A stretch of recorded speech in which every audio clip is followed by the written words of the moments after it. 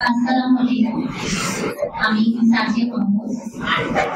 আসলে আমাকে পুষ্টি হিসেবে আসার ক্ষেত্রে শুধু পুষ্টি আর খাবার নিয়ে কথা বলার কথা ছিল, কিন্তু আমার সহকর্মী এবং আমার শ্রদ্ধা আপা অলরেডি অনেক কিছু বলে গেছে। আমার বলার মতো তেমন কিছু নাই। তারপরও আমি জাস্ট ছোট্ট করে একটু বলবো যে আমি এতক্ষণ যে কয়েকজন মানুষের সাথে কথা বললাম বা দেখলাম যে পেশেন্ট গুলো, সেটার পরিপ্রেক্ষিতে দুই তিনটা কথা বলবো। একটা হলো কি, যখন যেসব বাচ্চারা বেশ হাইপার অ্যাক্টিভ, তাদের সাথে তাদের প্যারেন্টদের সাথে কথা বলে দেখলাম যে তারা অনেক কিছু জানেন না। মানে হাইপার অ্যাক্টিভের জন্য কি কি তাদের মানা উচিত, কি কি খাওয়া উচিত আর উচিত না, সেই সম্পর্কে তারা একদমই অবগত না। মানে আমার কাছেই তারা প্রথম শুনলো ব্যাপারটা এরকম ছিল। আর দ্বিতীয় হচ্ছে যে ব্রেনের ব্যাপারটা, যে বুদ্ধি প্রতিবন্ধী এবং অপরিম ছিল। তো ব্রেনের জন্য যেটা হয় যে এই জিনিসটা তো নিউরো ট্রান্সমিটার, যেটা নিউরনের যে সমস্যাগুলো, এটা আমরা যদি পুষ্টির সাথে রিলেটেড যদি কিছু বলে থাকি, কয়েকটা জিনিস হাইলাইট করা হয়। সেটা হচ্ছে কি, প্রথমত প্রোটিন, তারপর ওমেগা 3, আয়রন, আয়োডিন, হ্যাঁ, এই জিনিসগুলো। তো এগুলোর রিলেটেড যে খাবারগুলো, সেগুলো হয়তো আমরা পুষ্টিতে আপনাদের জন্য কি কি সমস্যা, কি কি পাবেন, কিভাবে হবে, কথা বলেছি বা বলবো সামনে আরো প্রয়োজনে। আরেকটা যেটা বেশ মেজর সমস্যা দেখলাম, যেটা অনেক ক্ষেত্রে হয়ে থাকে এবং আরো সবার দেখলাম, সেটা হচ্ছে সবার খুব ডাইজেশনের প্রবলেম। মানে হয় কারো কনস্টিপেশন, না হলে কারো আইবিএস, টয়লেট বারবার হচ্ছে। এই জিনিসটা অনেক বেশি এই নিউরো ট্রান্সমিটারের সাথে অনেক বেশি সংযোগ, যার কারণে বলার আমার উদ্দেশ্য হচ্ছে, একটা কথা আছে নিউরোর সাথে গাটের একটা এক্সিট বলে, যে এই সম্পর্কটা আমাদের গাট রিলেশনের সাথে এত বেশি রিলেটেড, আমাদের গাট আনরিলেটেড হলে ওই আপনার ব্রেনের যে অস্থিরতা, কিছু বাচ্চা অটিজম খুব চিৎকার করে যে থাকতে চাচ্ছে না, অস্থির হচ্ছে, কান্না করছে।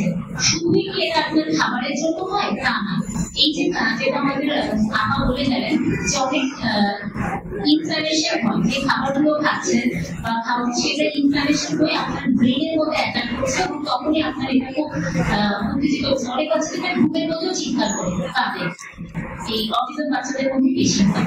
তো এই জিনিসটা আপনি এখন সায়েন্স বলছে, যেমন আপনাদের যে গ্লুটেন ফ্রি কেসেস, মানে দুধের সবকিছুকে বন্ধ হবে বা রঙের সব বন্ধ হবে তা না, ঠিক সেরকম একসময় বলা হতো কিডনির মানে সব দুধের সব বন্ধ হবে, কিন্তু এখন বলছে প্রোবায়োটিক, মানে এটার সবচেয়ে বেশি সুবিধা করছে, এটা ইমপ্রুভ করছে গাট, প্লাস এটা এক্সিস্ট করে চলে যাচ্ছে ব্রেইনে।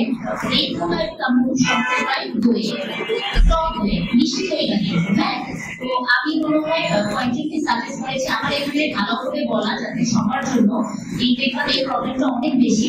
টক দই, যে এই প্রোবায়োটিকের মধ্যে যে দুটা ব্যাকটেরিয়া আছে, ল্যাক্টোবাসিলাস এবং এই টাইপের ব্যাকটেরিয়াগুলো এই বাচ্চাগুলোর এই যে সব আপনার ইনফ্লামেশন হচ্ছে, এটাকে অনেক বেশি রোধ করে এবং অনেক বেশি ওদের ফুটিয়ে দেয়, যার কারণে ওদের দেখবেন আপনি কিছুদিন ওদের বেশি না, এমন না এক বাটি অর্ধেক বাটি খাওয়া হবে, জাস্ট 2 চামচ, প্রতিদিন 2 চামচ বা 3 চামচ আপনি যদি প্রোবায়োটিক মানে টকটা দইটা ওদেরকে দিতে পারেন খাবারের মাধ্যমে, কিংবা শুধু পানিতে মিশিয়ে, কিংবা শুধু 2 চামচ খেতে পারে, ওদের মধ্যে অস্থিরতা এবং এই ইনফ্লামেশন, এই চিৎকার করা, এটা অনেক কন্ট্রোল হয়ে আসবে। এবং এটা প্রমাণিত, মানে কাজ করছে, এখন সায়েন্স গবেষণা চলছে, কিন্তু 99% কাজ হয়েছে এবং আমি নিজে ব্যক্তিগতভাবে কাজ করে দেখেছি। 100% বলবো যে আমি সফলতা পেয়েছি।